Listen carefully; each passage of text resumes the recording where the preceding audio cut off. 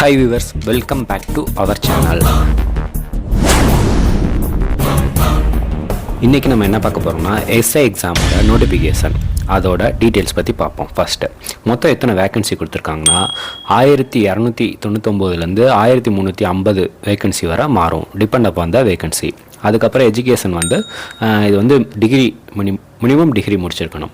இதோட age limit 20 to 30 வரை இருக்கணும்.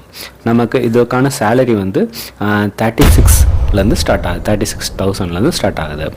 இதோட லாஸ்ட் டேட் 3/5/2025. அதே மாதிரி ஏதாவது கரெக்ஷன் அந்த மாதிரி போட்டிருக்கணும்னா 13/5/2025 லாஸ்ட் டேட் முடியுது. இந்த எக்ஸாமுக்கு ரிஜிஸ்ட்ரேஷன் ஃபீஸ் 500 ஸ்டாண்டர்டாக இது பண்ணியிருக்காங்க, டிபெண்ட் அப்பான் த கோட்டா. சரி, ஃபஸ்ட்டு இப்போ என்ன பண்ணணும்னு பார்ப்போம். ஃபஸ்ட்டு எஸ்ஐ எக்ஸாம் அப்படின்ட்டு நம்ம கூகுளில் டைப் பண்ணலாம். இல்லைனா www.usrb.tn.gov.in அப்படின்ற வெப்சைட்டில் கிளிக் பண்ணிவிட்டு போகலாம். உள்ளே போனீங்கன்னா உங்களுக்கு இந்த மாதிரி ஸ்க்ரீன் வரும். இதில் ஆன்லைன் அப்ளை அப்படின்றத கிளிக் பண்ணணும். இதில் யூசர் ஐடி பாஸ்வேர்டு நமக்கு ரெண்டுமே வேணும். ஸோ இப்போ நம்ம ஃப்ரெஷ்ஷாக பண்ணுறனால நம்ம யூசர் ஐடி பாஸ்வேர்டு ரெண்டுமே வாங்கணும். ஸோ ஆன்லைன் அப்ளையை கிளிக் பண்ணணும். அதில் மெயில் ஐடி மொபைல் நம்பர் ரெண்டுக்குமே வெரிஃபிகேஷன் ஓடிபி வரும். ஓடிபி வந்ததும் நமக்கு மெசேஜில் பாஸ்வேர்டு வந்துடும். நம்மளோட மெயில் ஐடி தான், மெயில் ஐடி இல்லை ஃபோன் நம்பர் கொடுத்து யூசர் ஐடி, பாஸ்வேர்டு நமக்கு வந்திருக்க மெசேஜ் தான். ஸோ அது பாஸ்வேர்டு உள்ளே போயிட்டு நம்ம சேஞ்ச் பாஸ்வேர்டு கொடுத்து மாற்றிக்கலாம். அவ்வளோதான். நமக்குரிய யூசர் ஐடி பாஸ்வேர்டு வந்ததும் லாகின் ஸ்கிரிப்ட் கொடுத்து அப்ளை கொடுங்க. அதுக்கப்புறம் 12 ஸ்டெப்ஸ் வரும். அது சிம்பிளிஃபையாக எப்படி பண்ணுறதுன்னு சொல்கிறேன். ஃபஸ்ட்டு இம்பார்ட்டன்ட் இன்ஸ்ட்ரக்ஷன், அதுக்கப்புறம் பர்சனல் டீட்டெயில்ஸ், அதுக்கப்புறம் நம்மளோட address, education details, working experience, additional information, special கேட்டகரியில் இருந்தீங்கன்னா அது கொடுக்கணும், பிஎஸ்டிஎம்.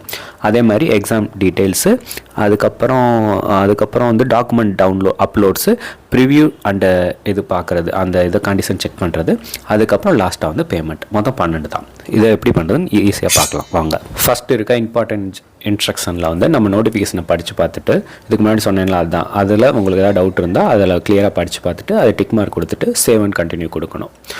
அடுத்த ஸ்டெப் வந்துடும். அடுத்த ஸ்டெப்பில் பர்சனல் டீட்டெயில்ஸ், இது ரொம்ப முக்கியமானது. இதில் திரும்ப தப்பு விட்டிங்கன்னா கரெக்ஷன் பண்ண கொஞ்சம் கஷ்டமாக இருக்கும். அதனால் பார்த்து கேர்ஃபுல்லாக டீல் பண்ணுங்கள். ஃபஸ்ட்டு நேம் உங்களுக்கு 10th மார்க் ஷீட்டில் எப்படி இருக்கோ அதே மாதிரி நேம் வித் இன்சியல், அதே மாதிரி gender, date of birth, father name, mother name, அதுக்கப்புறம் நேஷ்னாலிட்டி, ரீஜியனு, அப்புறம் 2 ஐடென்டிஃபிகேஷன் மார்க்கு, அதுக்கப்புறம் கம்யூனிட்டி சர்டிஃபிகேட், அதோட டீட்டெயில்ஸு, அதை யார் சைன் போட்டிருக்கா எல்லாமே கொடுத்துடணும். அதுக்கப்புறம் அட்ரஸ், இதில் நம்ம ஃபுல் அட்ரஸ் கொடுக்கணும். நம்ம கரண்ட் அட்ரஸ், அதே மாதிரி பெர்மனண்ட் அட்ரஸ் எப்படி இருக்கும், ரெண்டுமே ஒரே அட்ரஸ்னால் இல்லை டிக் மார்க் கொடுத்தாலே போதும். இதில் மெயில் ஐடி ஃபோன் நம்பரும் ஆக்சுவலாக முன்னாடியே கொடுத்தனால அதுவே வந்துடும்.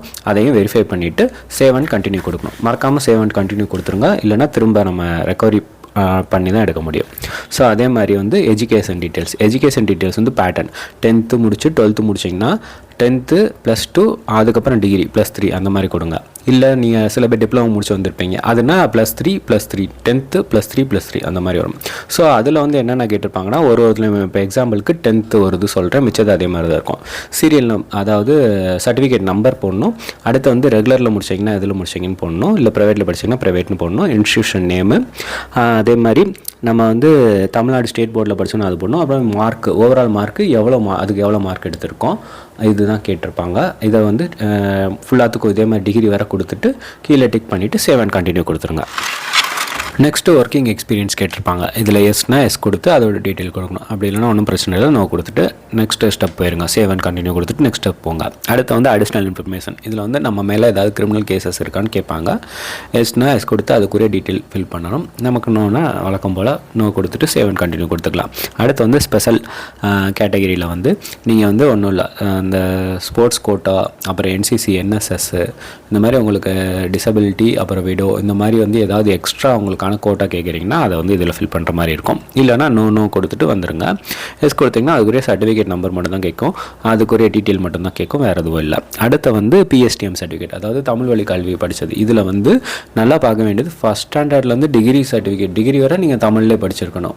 நீங்கள் 10th வரை தமிழில் படிச்சுட்டு இல்லை 12th வரை தமிழில் படிச்சுட்டு அடுத்த காலேஜ் இங்கிலீஷில் படிச்சிங்கனாலும் இது வராது. அப்படி இருந்துச்சுன்னா அதுக்குரிய சர்டிஃபிகேட் வச்சுக்கோங்க. அந்த சர்டிஃபிகேட்டில் இருக்க டீட்டெயில் கேட்பாங்க, அதை ஃபில் பண்ணிவிட்டு இது பண்ணுங்கள். இல்லைனா நோ கொடுத்துட்டு நெக்ஸ்ட் இதுக்கு போயிருங்க. அடுத்த exam details, examination details centre ஏதாவது 2 சென்டர் ஃபில் பண்ணணும்.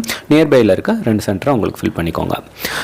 அடுத்து வந்து டாக்குமெண்ட் அப்லோடில் மேஜராக வந்து ஃபோட்டோ, சிக்னேச்சர், தம்பு, லெஃப்ட் தம்பு இது எல்லாமே ஜேபிஜி ஃபார்மேட்டில் இருக்கணும். அப்புறம் education details 10th 12th degree certificate, அதுக்கப்புறம் ஸ்போர்ட்ஸ் இருந்தால் ஸ்போர்ட்ஸு, இல்லை பிஎஸ்டிஎம் இருந்தால் பிஎஸ்டிஎம், அடுத்து வந்து கம்யூனிட்டி சர்டிஃபிகேட்டு. இது இருக்குன்னு கொடுத்துருக்கீங்களோ அது மட்டும்தான் அதில் கேட்கும். ஸோ அது வந்து பிடிஎஃப்பில் இருக்கும். இதெல்லாம் வந்து எவ்வளோ சைஸ்ன்னு வந்து டிபெண்ட் அப்பான் த சைஸ் மட்டும் மாறும். அது மட்டும் அதில் பார்த்து கொடுத்துக்கோங்க. அடுத்து வந்து சேவ் அண்ட் கண்டினியூ கொடுத்துட்டிங்கன்னா அடுத்த ரெஃபரன்ஸ் உங்களுக்கு வந்து இது வந்துடும். ஸோ இதில் வந்து உங்களோட சர்டிஃபிகேட் வந்து எப்படி வரப்போகுது அந்த மாதிரி வரும், அப்ளிகேஷன் எப்படி வரப்போதோ அது மாதிரி வந்துடும். இதில் வந்து ஏதாவது கரெக்ஷன் இருந்தால் எடிட் கொடுத்து கரெக்ஷன் பண்ணிக்கலாம். அப்படி இல்லைன்னா எல்லாத்துக்கும் அக்செப்ட் கொடுத்துட்டு கண்டிஷனுக்கு அப்ளை கொடுத்துட்டு ஓகே கொடுத்துக்கோங்க.